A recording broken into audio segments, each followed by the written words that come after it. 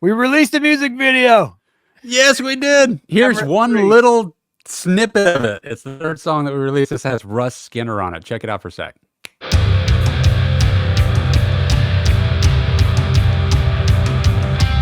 Advertisements placed inside our minds, sold a product that we couldn't buy. Disco nightmare came and claimed the night. Is there any art that will survive?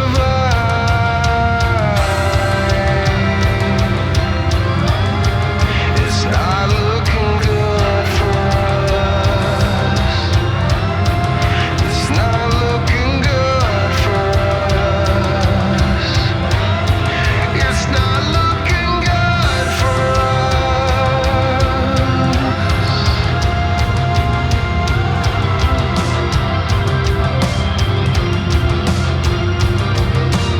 It's a fun Sick. song. It's a fun music video. Super, super fun. I love it, man. I watched it 2 or 3 times today. The whole family watched it. Oh, sweet. Yeah, man. It's so cool. I was Tim, wondering where those plays came from. I really, really locked into Tim. I've seen it twice or so at your place now, but man, Yeah. like here at my house, just being able to really sink it in, watch it on the TV, like some of that stuff Timbo's doing, man. I love that dude. I love him drumming things he does in his hair. Dude, he's rocking it so hard, especially, I mean, that whole last end part of it. And we've referenced this a couple of times, but while we were recording it, I had been filming a little behind the scenes of us recording that album with Brett Hesla in Tennessee at his studio. And then we hit this one little stump of a part that was very weird that we wrote. And it kind of gave Tim hiccups because he was trying to figure out, what he would put there. And then I turned off the behind the scenes camera while he was figuring that out. Next take he does, he pulls it off, plays the entire last half of the song. First time ever hearing it. Just we hadn't even heard him get to that part yet. He's never played to it before. And it's like the 90% of the take that made it in the final edit is that take. Yeah. And I missed filming it. I was like, "Oh my god, man!" Yeah, and it is a really strange part. And I remember being in the room with him. He had only heard it. He'd never actually sat behind a kid and played the drums to it until he was recording it. So I'm in there literally in his ear going, it goes like this, Tim. Just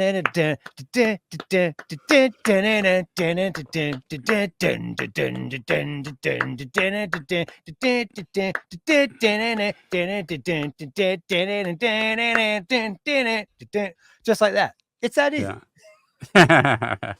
He's like, well, yeah, go away. Totally, man. No, he like cranked it out, and it was like that was the one where Brett's wife came in and like, what was that? Like he just played it all the way through. And I mean, guys, if you watch the music video, I mean, look, you can listen to just the drums at the last like half of that, and just it's pretty balls to the wall awesomeness. So it's really, really cool. Yeah, totally fun. And but we put it, go ahead. Awesome edit on that thing, man. Exactly. Thanks, man. How you've been talking about your idea for what that thing was gonna come out like for years. Literally for years, and it's like, and you nailed it. Like everything that I imagined it was gonna be, it's super cool. Awesome, man. Yeah, bombastic was the guiding light word. I have a word for each one. I'm not going to reveal what the word is for the last couple of songs that we'll release next year, but the first one was really just about like I wanted it to be like otherworldly, and I wanted teleports. Like that was the one with Nadir, My Soul is an Element. So there was like this, I wanted to do VFX, and I wanted it to feel like another world. So it didn't quite have a word, but that was like the guiding light. I didn't want it to feel like it was based in reality, because we're going in to a mind dimension, right? Like, so I wanted it to feel different. And then I think we achieved that pretty good. And then the second one, thanks, man. Yeah. And then the second one, which was Afraid, with Cody from my band Kill Clouseau and Big Dave from your bands, but in particular Fighting Giants was your last one with him. That one I wanted, it was kaleidoscope was the word I kept thinking of. And then fractal was another guiding light. I just wanted to feel like when you looked into a kaleidoscope, you know, the rotating telescope, and it changes all the Yeah. colors, and I wanted it to feel that. And I mean, I had to learn how to do an effect that was like that, and then I started playing with it and doing all these mirror effects, and that one has the most special effects. And your pants fit right into that.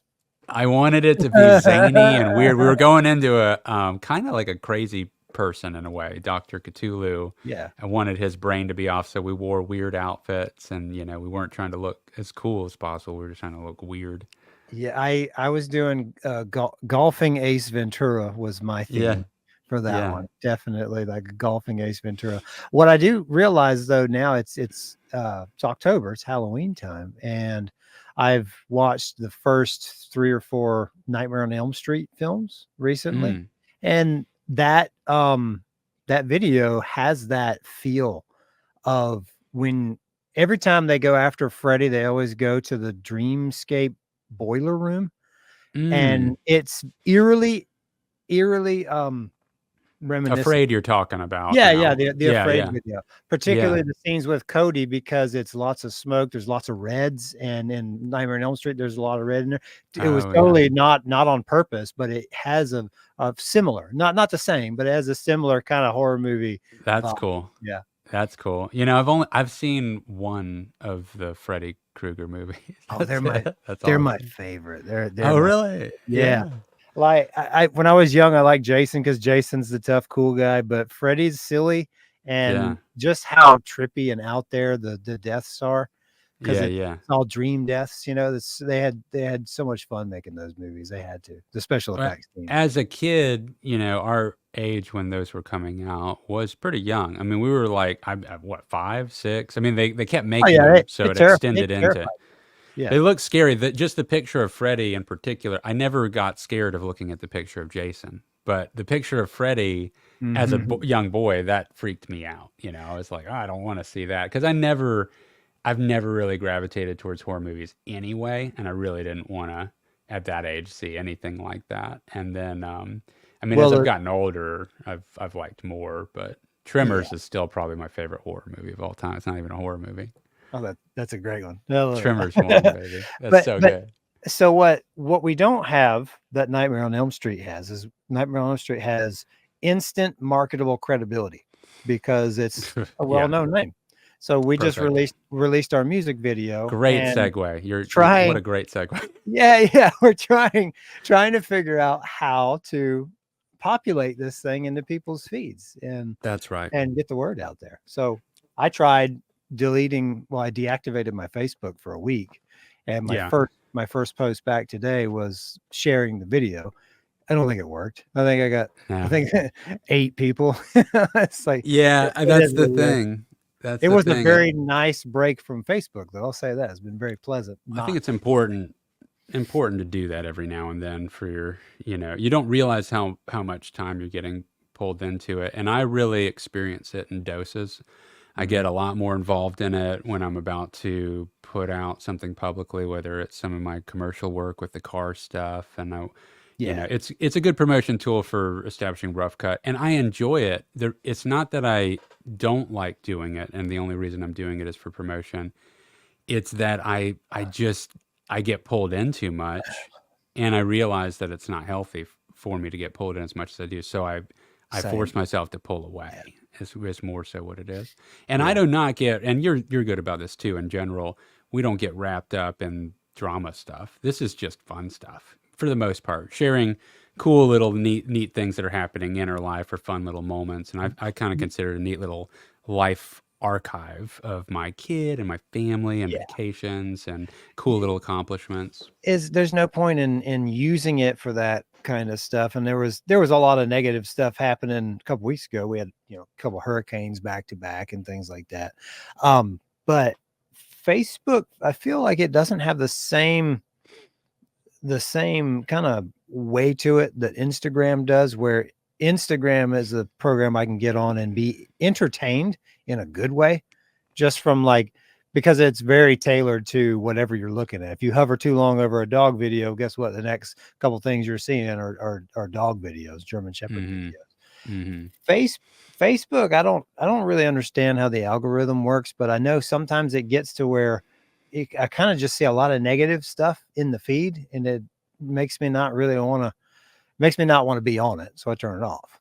Like I don't, You know, so this is a great conversation. So guys, just so you know where this is headed, we do want to talk about like the specific things that we're trying to do to launch it and the different things that I've been working on to do it. These are things that I normally help like companies do before we launch some of their videos and just bringing some of that forward. But I think this is an important start of the conversation, which is that Facebook and we're not like social media gurus, and I'm not claiming to be at all. We're just giving reference to what it's like to be basically people that are in a smaller town that aren't well known, and we don't have immediate followings, and we're trying to cut through the noise of being able to cross-platform promotion stuff, and that is really difficult because each platform wants to stick in its own lane and not share other content. But Facebook is, Meta owns Facebook and Instagram. These are owned by the same company, so they synergistically are supposed to work together, which means that they both have different purposes. And the intention of Facebook versus Instagram is Facebook allows for more open, long-form conversation to happen back and forth. Instagram's not as geared for that, and Instagram's gone on to adopt with more focus the real thing that worked so well for TikTok, where TikTok dominated all the social platforms for a couple of years straight. And I think that that's evened out a bit more now that YouTube has shorts, Facebook has reels, and these are all just vertical videos that are short. That's the only difference between putting a normal video up. But it plays and caters to the aspect ratio that is the phone. And most people are viewing things on their phone in a vertical orientation. When you put it horizontal, you're forcing them to have to turn the phone. A lot of people don't. So the content ends up being seen very small. Yeah. One of my kids got on to me the other day. Actually, I'm sorry. It wasn't one of my kids. It was one of my kids' cousins. I put a post on Facebook and I was landscape because I'm old. I want to landscape whenever I do a video. And they said, you need to turn your phone. Like that's the wrong way now. This is the right way now. That's the wrong way. What did I know? But it's because of that, right? It's because it's tailored for the reels. It fills up the full screen of which they're already in the aspect ratio they're already scrolling at. And so, basically you're just getting more real estate for an ad. If you were going to pay for an ad in Mint magazine or Ad Mags or one of those, even in a major magazine publication, the more space you have on the page, the more you paid for that ad. And with Instagram, Facebook, all these, to put your ads in a vertical orientation is free real estate expansion. It's not costing you more to have an ad that takes up more space visually on the phone. It's backwards from what it used to be. Because it used to be, if you held your phone vertical, then you had the little bar, and you were missing two big chunks on the side. Oh yeah, everything's retailored it to changed so much. Yeah. And it's painful for me because the videos that I make for clients are all landscape orientation, and what I have to do, there's been just a couple of projects where we filmed it vertically. So that way we maximized, I literally set the camera up in a vertical rig, and I've done it on the gimbal as well. And in general, though, the 90% of the time I'm cropping. So I'm cutting out little vertical sections of the video and then placing those into short ads for the companies that are trying to get them to go check out the full video that's available potentially, in most cases, on YouTube. And this is kind of the thing, is that everything's kind of, you're trying to get everyone to either go to your YouTube or to your website. And it's just so hard to get Facebook or Instagram to get you there. And so what the method is in general is you have your full piece of content that exists on YouTube, where it can build up an archive of views and plays. That's where you can actually get subscribers. So every time you publish something, every one of the subscribers actually gets notified by email. That doesn't happen with Facebook. This is the whole problem for us. Like you have 8 people, maybe 20 people in your friend group of 1,000 plus friends saw your post today of YouTube, with our new music video in it. And that's just so painful. But on YouTube, everyone that's a subscriber got notified by email that we put out a new video. Yeah, So I got big the difference. email. I got the email notification last night that it was coming out today. Now the email that you got, was that my custom one that I sent out through Wix.com, where Oh yeah. That's what it was. which is another method if you have a website, right? That was And that was like the inside club email, right? Yes. Yeah. Yes. And it really should have gone out a few days ago, so people that are subscribers could have had access. They got access to the trailer a day early for chapter 3, and chapter 3's trailer plays at the end of the music video. So it all kind of came out today, but yesterday I sent out a mass email to our actual email subscribers. All this takes time. Every single thing of these steps takes its own chunk of time to create. I created headers for each band member that they could use on Facebook. So that aspect ratio is different. That's a long rectangle. And so now that kind of looks like crap as just a general post, but it's designed to be a header, but then you can also use it as a post, and then had to follow it up by then making customized ones that were vertical that can be For the Instagram, for Instagram, and then try to That's use your- those for Facebook too, because they fill up more real estate. And now it's more of a post than a header. And then the last thing is like clips. You pull out clips of your long form content. You put the clips up as reels. So now they got to be cropped and short segments of whatever your full piece is. And then you put those on the social media platforms, and everything's you're trying to embed. It gets so ridiculous. You can't say in your post to go check out YouTube or the .com. So then you put the text, the graphic text design that says it in the video, and the algorithm picks up on that you have text in your video. And depending on the amount and size of the text that it picks up in your video, it will then rank order. It'll basically lower the exposure that it gives it, because it looks like an ad now. I have feelings about all that, and that it's we're a product every time we're using Facebook or Instagram, and they don't want you to leave.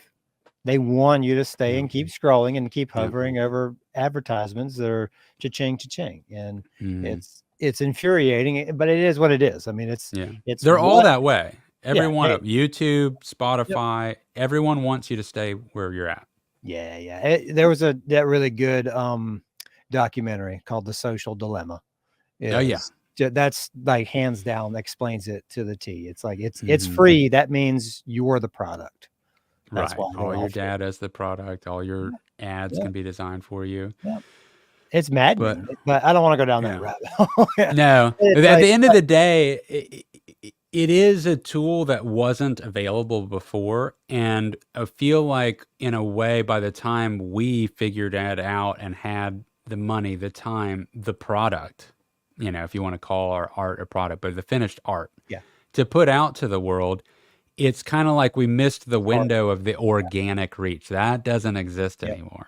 And so we think it sucks. Like one of the pioneers in our genre is like Ola England's channel on YouTube. The guy, the Swedish guy, starts doing amp demos, silly videos, definitely filmed with his telephone at first, and then now the guy has a legitimate television show, scripted stuff. He does segments. It's like Saturday Night Live. He has the news. And he also owns his own guitar company, and so he's a complete success across the board. And he started in the heyday, in YouTube's heyday, which was like 15 years ago. I think it's only 15 years now. Well, that's when a lot of people have, so it's been interesting. A lot of people that have the millions of subscribers, it looks like they just became famous fast, but they have been paying their dues, making videos for years. And it just starts to snowball at some point where it gets picked up. And then it feels like, oh, well, that looks easy. And it's like, no, it's not. No, it's not easy, And here we are on our 54th episode of the podcast. So here's some stats. Apparently, oh man, I should have written these down. But I think it's ultimately like 1% of people that do a podcast, or groups that do a podcast, make it to episode 20, and then 1%. And then out of the people that make it to episode 20, 1% of them go on to make, I think 50 or 100 episodes. I know that's a big gap, but nonetheless, that's an example. That's how few people actually make it that far. Now we're on episode 54. We're going, and we're going to fucking 300, brother. Yeah, well, because it's embedded now. I mean, it's part of our routine now. That's yeah. This is hard to do, but if you do it, inevitably it starts to get picked up. And I think, guys, if you're doing your own podcast, one of the big gaps for us, I know is the case, is that, and we want to do this more. I think maybe it'll be a goal that we do, at least once a month, where we need more guests, because that's how you start cross-pollinating other people to check out the content. It's just hard because of the scheduling of the time for the episode and this and that, and it's hard enough keeping it up just with us, let alone rescheduling when we can do it based on when somebody's available. But we'll need to do that like once a month, I would say, just to start expanding that. And it's hard to get people to come on sometimes. It is. Sometimes it's difficult. I mean, and everybody's busy. It's a busy world out there, but it's tough to, they got to have the laptop, got to have the camera, got to have the setup and stuff, and then the time. We kind of record these a little bit late. It's just schedules is what it is. I'm a big instigator of that, how late it has to be recorded, unfortunately. But as my son gets older, my 2-year-old, as he gets older, that'll be less and less of an issue. And what I'd love to see this show gradually offer is interviews with members of bands that are coming through town, bands that people know, like that we'd actually have enough of a fan base that it's good for them to come on to promote their album as well, and that would be really, really fun to start interviewing some bands on the road that we know, about. A couple cool bands came through Tallahassee recently. Couple guys from Orlando. I'm not going to misquote their name because I have no idea who they were. I just saw that Defy the Tyrant did a pop-up show with them. And I think there's a festival happening this weekend. Isn't Chris Godwin's big show this weekend, the Jam BQ? Dude, it sounds ridiculous, but as much as I've been on social, I've been on posting and ghosting. I mean, that's all I've had, because it's taken so much time to make all the content. Plus, I had to update the website. By the way, muses.com has been updated. It's a very pleasant experience. If you go check it out, all the episodes are there. The music videos are there as standalones. All the podcast episodes are available through a playlist clickable button. We have a Spotify player now. I was going to say everything is re-released out on Spotify, and also this morning I've been up since 4 a.m. and we're recording this. It's 10:30, but at 4 a.m. we were live. Disco Nightmare was already live. I jammed Disco Nightmare on my Amazon Music this morning, taking Kyron to school. Cool, that's great, man. That's awesome. Yeah, I was happy to see the album was released on Spotify without a hitch. That's where I listen to music streaming mostly, and we have a Spotify player right there on the website, and also, and you can find it on Spotify. It's Cue the Muses Part 1. That's the name of the album. We've released this basically as a little first part of the album, and it's got the first 3 songs that we've released plus instrumental versions of each of those songs too. And it's pretty cool listening back to the instrumental versions, because the vocalists are so powerful that sometimes you don't hear some of the stuff that's happening musically, because it's it's fine. It's cool. It's just a different way to listen to it. And sometimes instrumentally, I gravitate on certain work things where I need music in the background that's not too distracting. I pick out instrumental music. So it's kind of cool to have that too. I think they hold up really cool. I mean, I'm obviously biased. Of course we're biased. We're the guitar players. We wrote them. But, we wrote the song. But I think musicians appreciate that. And I think it's cool for people to do like karaoke stuff. Like, I like singing. Totally. I love singing along. I like getting a hold of tracks that don't have vocals and singing them. It's fun. And it's an opportunity that you can sing the lyrics that have been put on them, but you could also come up with your own lyrics and see, You know, I mean, gosh, that's kind of fun too. You know, That's there's been a couple bands that have done that. One particular that I know that did it was a band called North Lane, put out an album, and I didn't know they did. Is back CDs were a thing still, and I bought their album, and it was a double disc, and the second disc was all the instrumentals. I wasn't really sure, like at first, I didn't, because I wasn't familiar with their story and why they did it or anything. I want to say it's because they recorded the album and the vocalist left, so they left. Did a double release of instrumentals as well, so that people could practice and try out and shop for replacement vocals. I might think be it's wrong cool. about that, but I thought it was cool. I thought if that was cool. if that was the story, I thought that was neat. Yeah, I mean, we made these songs instrumentally, then gave them to different vocalists and saw what they came up with, and kind of picked out the stuff that rose to the highest point. You know, like the stuff that made the most sense with what matched with what we were going for. You know, and we found awesome vocalists that way. But to have it out publicly, you know, especially if it was songs that didn't have vocals yet, and then see what people come up with and get submissions, and then maybe it's on the website and people vote on what they think is the coolest one to go with for real recording. Sounds fun. I mean, it's a fun way to do it. Maybe not the whole album, but it'd be fun to do a track like that, a couple tracks. One or two tracks like that. One or two tracks with famous singers would be great. And then the rest of it, honestly, probably, I don't know. It's so hard, but I want to do more songs with the full cast of Cue the Muses as is, because everyone hit it out of the park. I mean, how do you not want to do a second song with everybody, right? Like, no, you only get one. We only get to do one together. Mix and match the duets. Totally. I mean, God, I've thought about it so many times. And we, even in picking out which song would go with who, you know, that was like, I mean, we thought of it a bunch of different ways, and all of it could have been so cool. But at the end of the day, we went with what we did. I'm really, really happy with what we've got with it. And it's really fun to finally have a third song out. The reviews on this so far that I've been getting, personal messages and stuff like that, is through the roof. I mean, people think it is pretty awesome. And I mean, they're mentioning everything about it, from the guitars to the, you know, to the drums, to the vocalist. Like, who is this singer? Like, you know, I'm pretty excited about it. I love that so many people, even in this town, don't know who Russell is. I'm in a group chat. I'm in a group chat with some people. I am not going to call anybody out, but I am in a group chat with some people who are heavily involved in the local music scene, and said, I've never heard Russell. I'm like, what? I know. Dude, and this is he said this is the heaviest thing that he's sang on. And I think he's made a lot of good music, because I've heard a lot of his catalog from Sinister Nasty and Your Captain Speaking.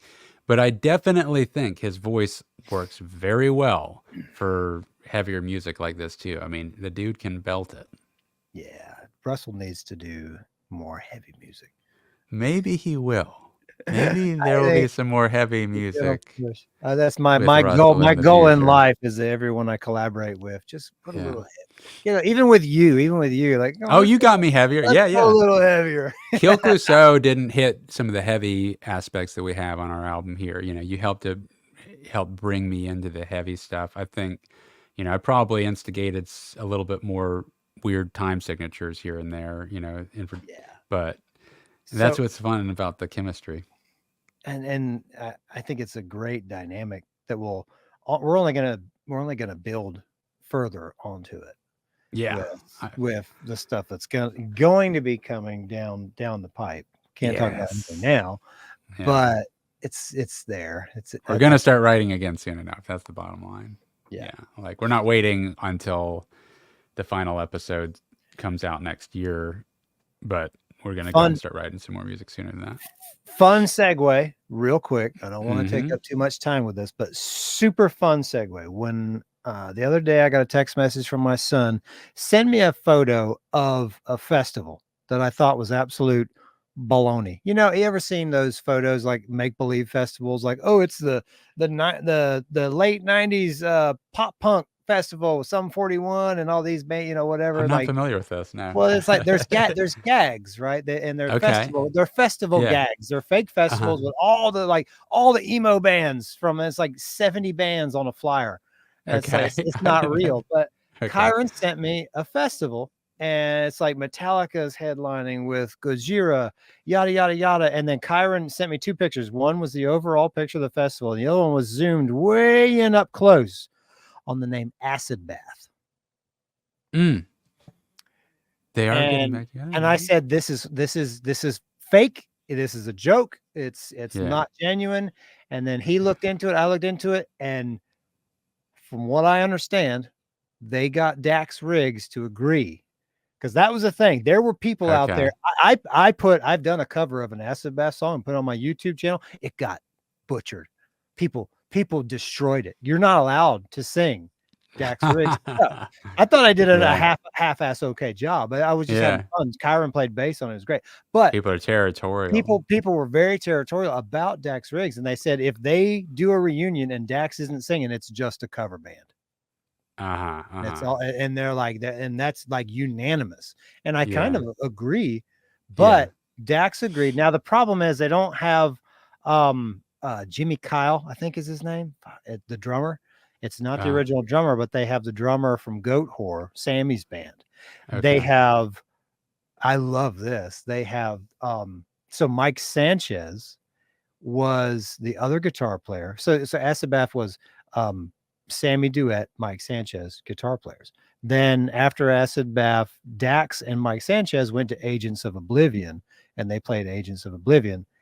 The bassist for Agents of Oblivion is now, he took Audie Petrie's spot because Audie Petrie died. That's why Acid Bath broke up.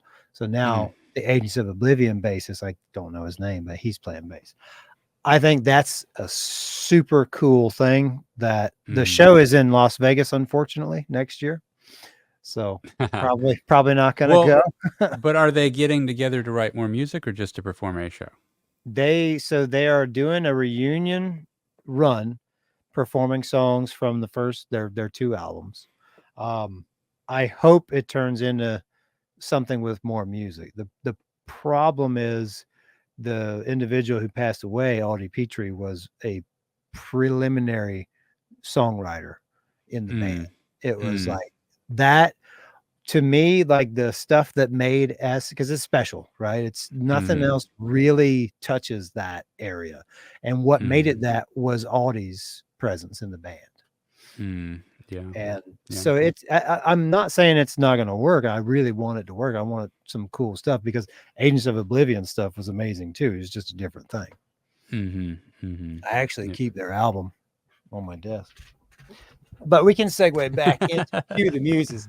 I just wanted to. Oh, it's okay. I mean, I think those guys, baby, always keep the full Acid Bath. CD. Yeah.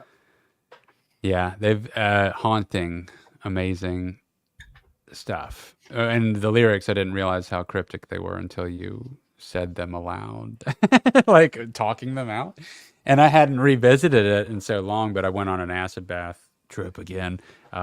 Just kind of listening to him again for a good month or 2 for workouts, and just like, it's weird. It's like there's an aspect of it that reminds, they're not like Tool, but they invoke some of the same sensations for me in that it's like I get that. heavy, but it's it's also like kind of so melodic that it's almost meditative, even though it's so dark and heavy. It's like it's haunting, and it's just so specifically them.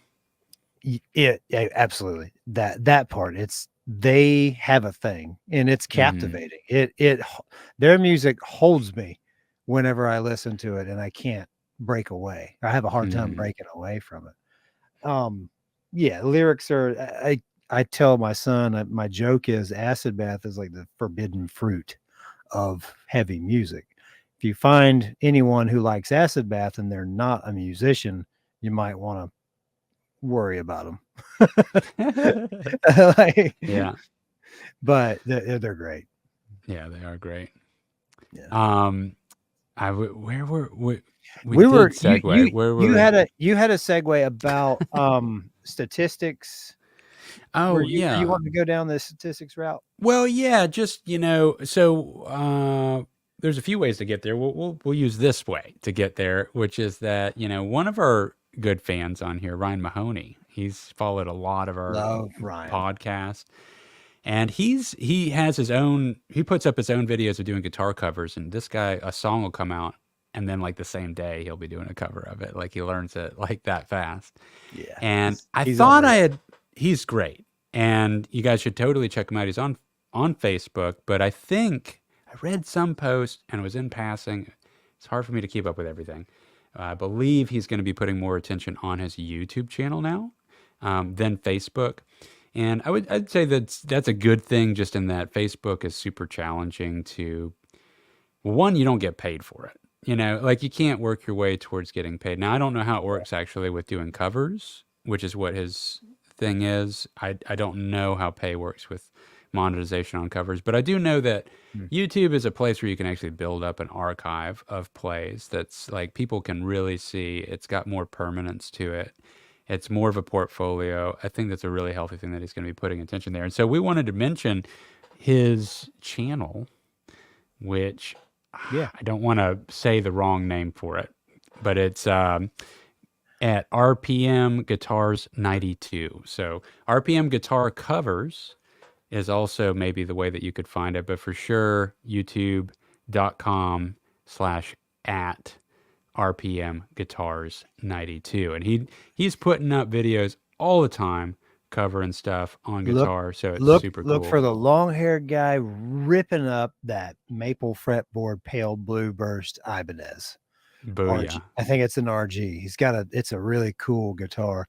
I keep seeing him posted. He likes this other guitar. There's like one certain guitar. I think it might be a Schecter, and I'm just like, bro, you got the Ibanez. What are you doing?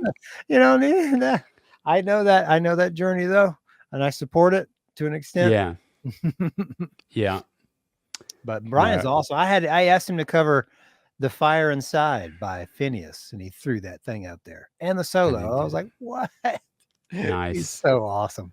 Nice. And he did a Tool cover not too long ago. I think, you know, we were talking about Tool so much in an episode, it might have, I think, did he say that sparked his interest to go ahead and do a Tool cover? Which one did he do? I can't remember which one he did. I think he did Vicarious. Did he do Vicarious? Yeah, maybe. Am I remembering right? I'm sorry, Ryan. I think that you killed Vicarious. Am I right? I'm pretty sure that's what you did. I know that what it was awesome. Yeah. He killed it. He did kill it. But he kills everyone he does. Mm-hmm. Even the ones where he's like, oh, I couldn't learn all this one. I only made it 3/4 of the way through. And then he shreds some perfect, amazing thing that I can't do. Well, and it's so foreign to me because I've learned maybe 20 covers in the 22 years of playing guitar. So it's just same boat. Yeah. But as he pursues, you know, YouTube, it's a different animal, you know, it's a weird, so Facebook's a lot more generous on what it counts as a play. And plays also happen, for instance, if you scroll past a video on Facebook, then if you linger on that long enough or you do it slow enough, that's going to count as a view. Yeah. Right. It has to, because the amount of plays is just astronomical in comparison to YouTube. It is. It's a lot harder to get those plays on YouTube. On YouTube, in general, you're going to have to hit that play button to get that. And it's got to be played for X amount of time. And it's not 30 seconds. I want to say it's like, I don't know, it's 10 or 15 seconds or something, but it's longer, and you have to have physically gone to it. So that makes it a bit difficult. Subscribers are weird too. So I have a channel. I've had a channel for years that I ping pong into. There's been 3, maybe 4 times where for 2 months, 3 months straight, I was very on point about putting out at least one video a week. And that's accumulated to roughly, I think I've got around 150 videos on there that are all lessons teaching about like how to make videos, cameras, editing, lighting, running a video business. And you can just look up my name, Ash Von Chamier, and that's going to pop up the YouTube channel. And on there, you know, I just crossed this month. I've got 4,050 subscribers or something like that. So I finally crossed the 4,000 subscriber point, which is cool. But I don't think barely any of those subscribers are people from Facebook. Like, I don't think there's any cross-pollination. These are people that don't know me. So it's weird on Facebook, and which is where most of my social presence is as far as accumulating friends. I use it more than Instagram. Yeah. I don't know if I even have 100 subscribers out of that. That's people from Facebook, you know? It's so bad that that's how bad it is now, that they don't communicate with each other, right? Like YouTube is its own completely separate thing, and they don't. Yes. It used to not be that way. We talked about it earlier in this segment, but the fan base that watches YouTube is like pretty dedicated to YouTube. I'm not in that, but I do a lot more YouTube watching now in the last couple of weeks or month than I ever have. Yeah. I found myself, when I sit and watch something, 99% of the time I'm usually watching something on YouTube now rather than like a show or something on Netflix, or I don't have Netflix, but Hulu or whatever. But a lot of it's like instructional stuff, like the stuff that you put on your channel. That's what I hunt for when I watch YouTube videos, is I want to learn something, or I want to get informed about something. Yeah, totally. And it's just an amazing platform for that. I've learned a bunch about cameras and filming from YouTube myself, you know, so it's kind of like just circulating and then taking that content, building on that knowledge base, then bringing back how I've experienced it.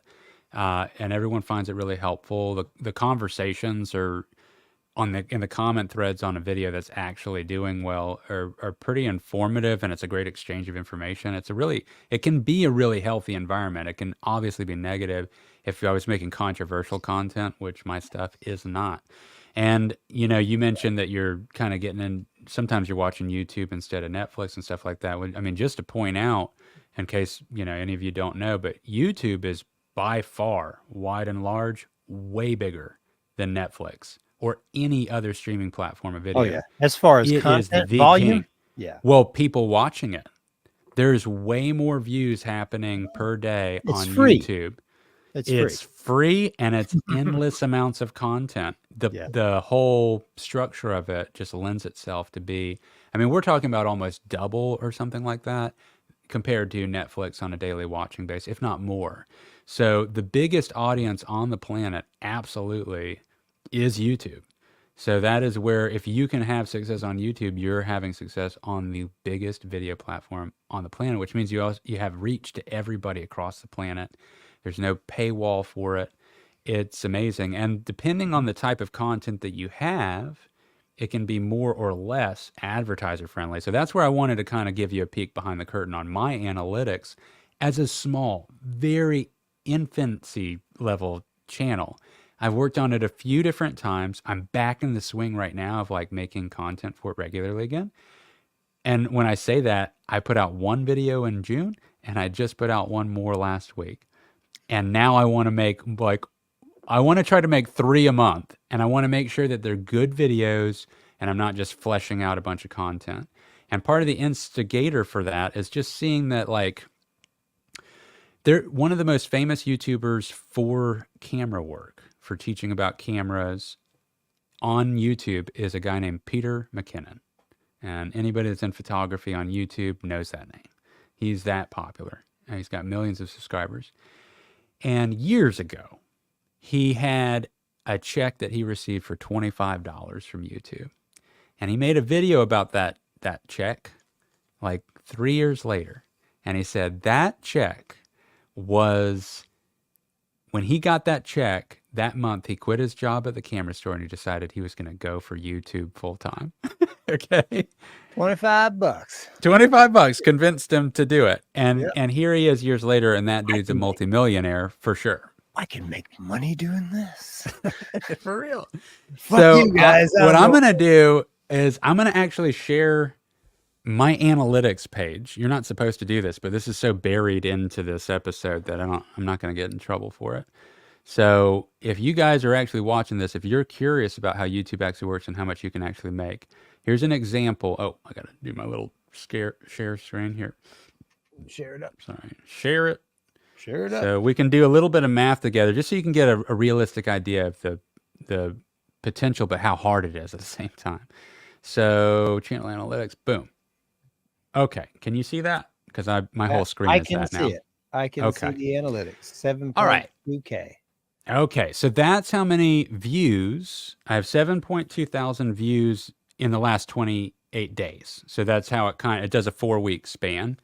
I, in general, generate around 4,000 views a month between all the older content that I have. And that's one of the interesting things about if you build up a bunch of videos that have content in it that's evergreen, that's not just like hot trending topic for the day, gets Yep. plays, and then nobody ever returns to it. But this is teaching about lenses and lighting and camera stuff. So I just, even if I don't touch my channel, I'm getting around 4,000-ish views a month. You can see that I've got 610 watch hours, and then I've got 115 new subscribers this last 28 days. But most of this surge is this new video that I just put out. I've got a new one that I'm going to release soon. So I put this out last week, and this is not amazing numbers, guys. I'm just giving you examples of what you actually make if you get like just, this much. All right. And this isn't amazing. I'm not like blown away by this. But you can see that I know how many hours you probably I could take a stab at how many hours you put into making the video, putting it out, and it doesn't add up to $32.37. Oh, hell no. However, that is really cool that it's broke out like that. So you got 482 watch hours of 4,000 views. And that video gained you, that's what that means, that video gained you 84 new subscribers? Yes, I got 84 new subscribers just off the video. It's been out for just a week. Those are some coniferous numbers. I mean, I know how much money you can make because I'm the person that uploads all the Trans Am content when we make new videos. And those videos, some of them have made millions of plays. And so I've seen the money that's generated through those. And in general, of dollars. Well, thousands. I mean, some of them have made like $10,000. Yeah, I think when you break into, what is a million? I can't count. Is it 10 figures? Then you break into 5-figure salary, right? If you get over 1 million plays, you're breaking 10,000. So here's the math. I mean, this is what's cool is that we can look at this math, roughly we do it right there. Right now, right? So at 4,000 plays, my advertiser-friendly content has garnered me, 30. Let's just call this $32, right? And then you'd quantify that out by the amount of plays. Now I did this like a couple of days ago, so the numbers have changed. But basically, something like 0.008 cents on the play.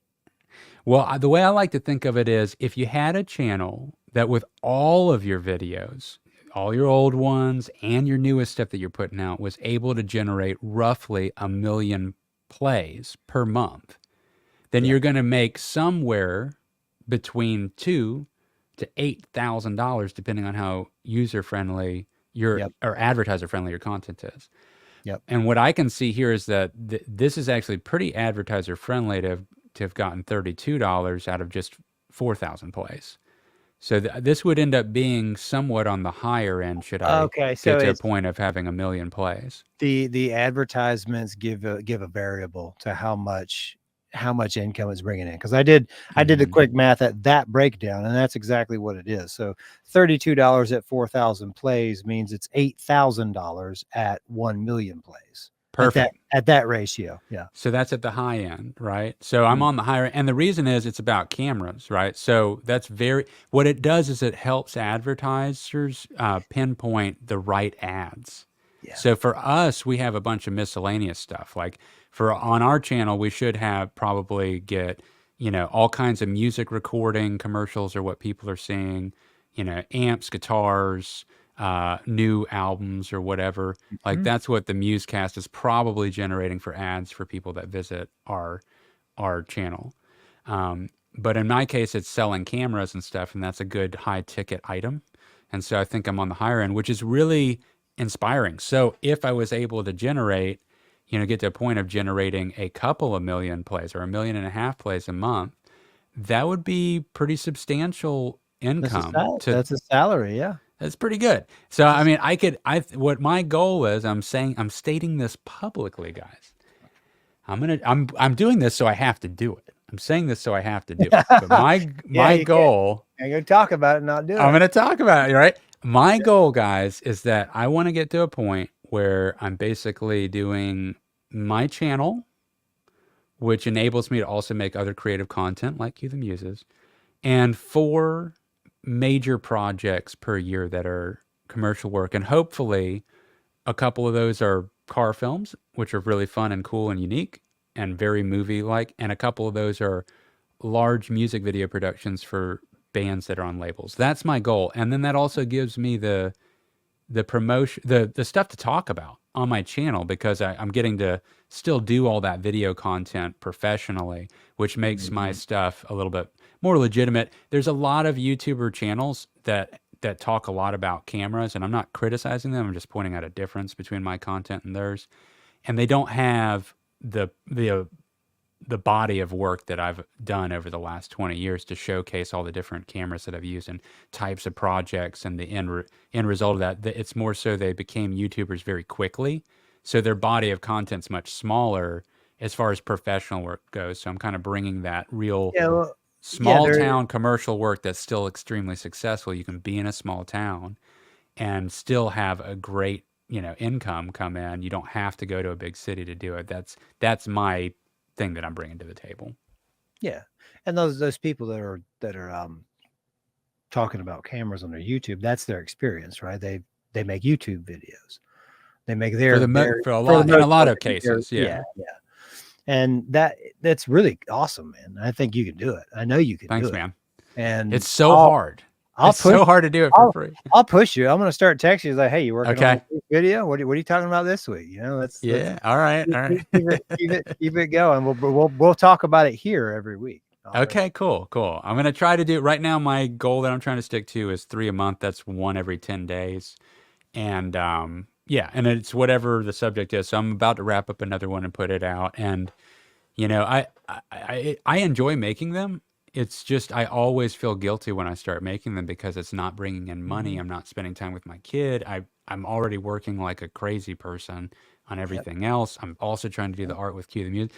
But you know what? If $25 convinced Peter McKinnon back in the day, I've got $50 just for the month. I mean, I've received checks. I've probably made around $800 or $900 off of YouTube in total over the years, right? And it's only getting checks when I've actively worked on the channel. I'll get a check, but it's for like $150. You know what I mean? $200.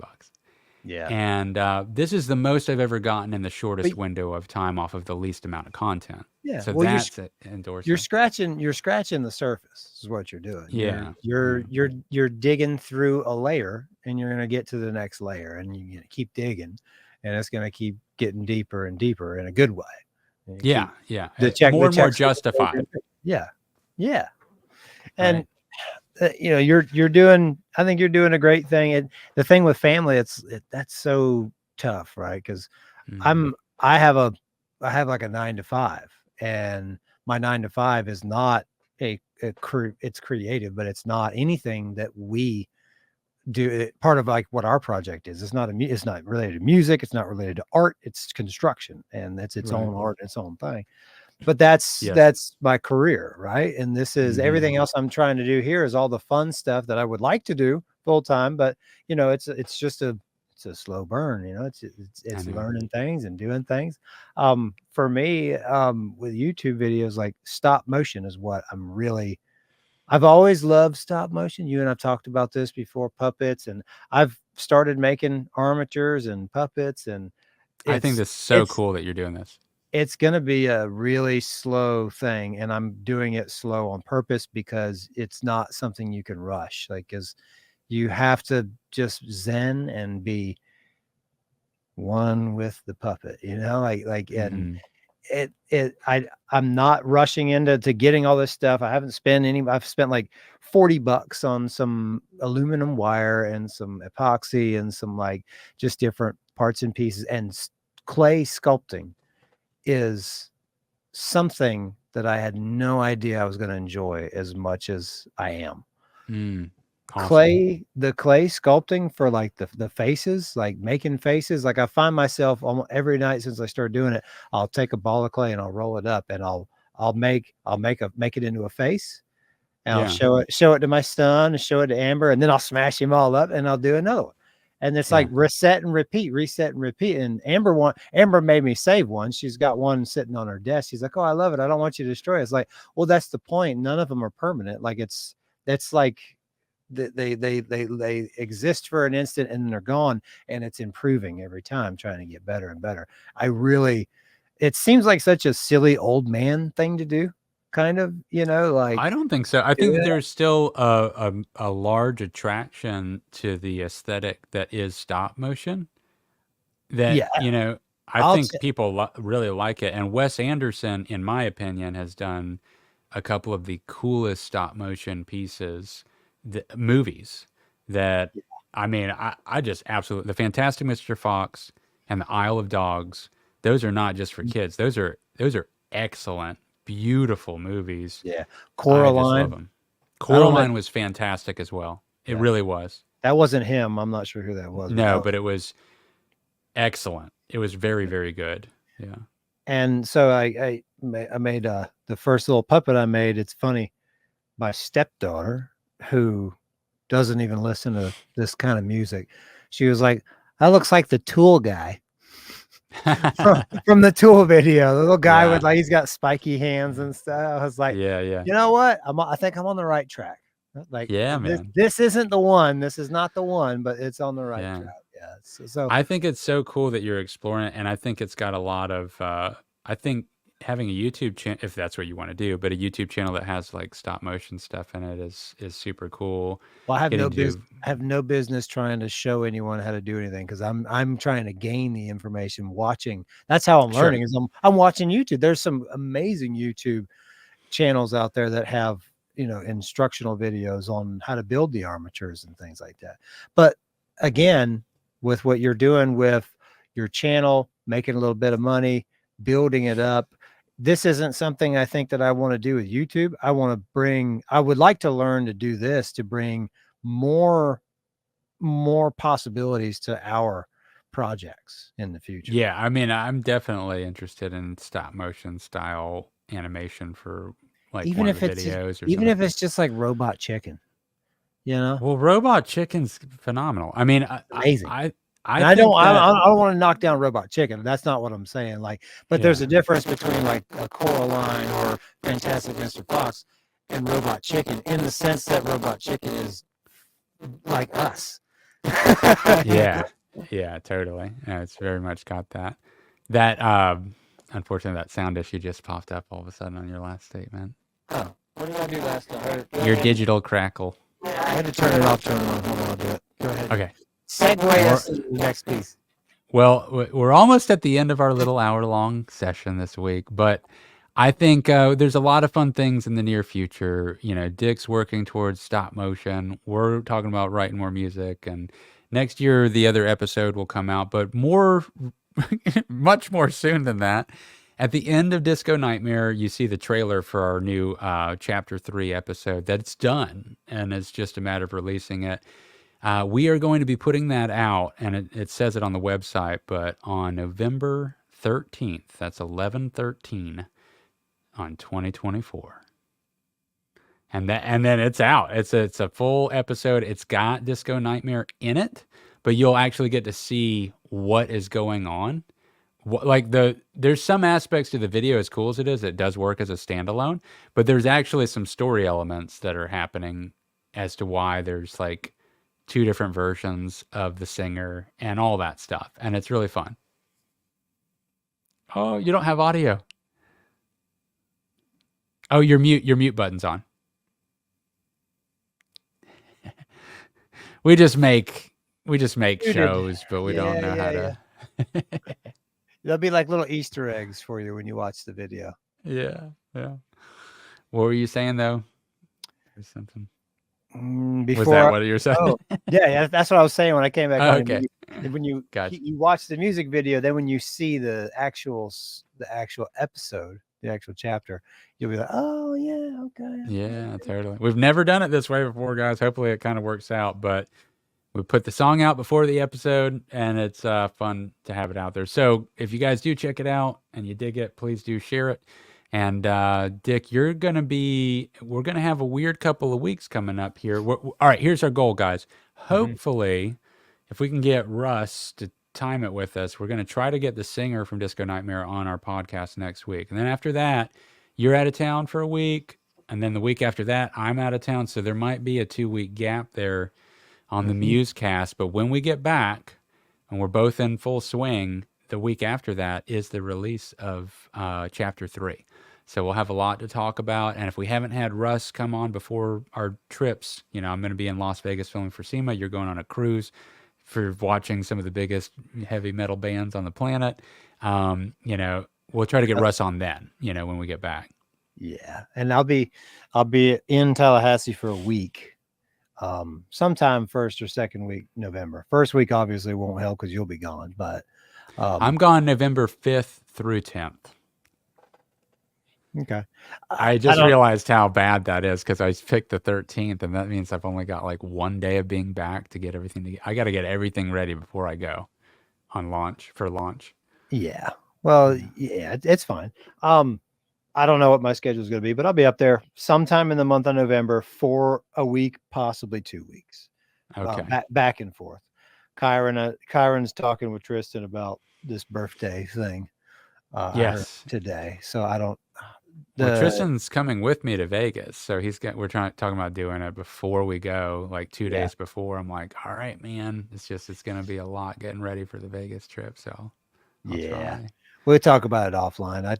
Kyron brought it up, and we're not going to be able to come up that week. The same weekend I get back from the cruise, I won't be able to make a trip to Tallahassee, but we'll get together soon.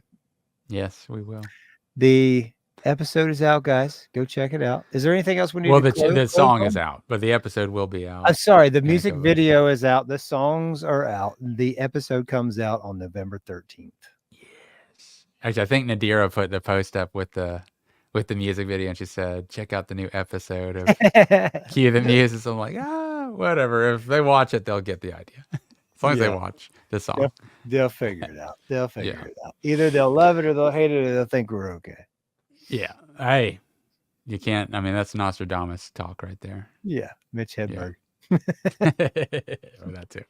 All right, guys. Hey, take care. Thanks for listening. We'll catch you on the next MuseCast. Adios. Hasta lasagna.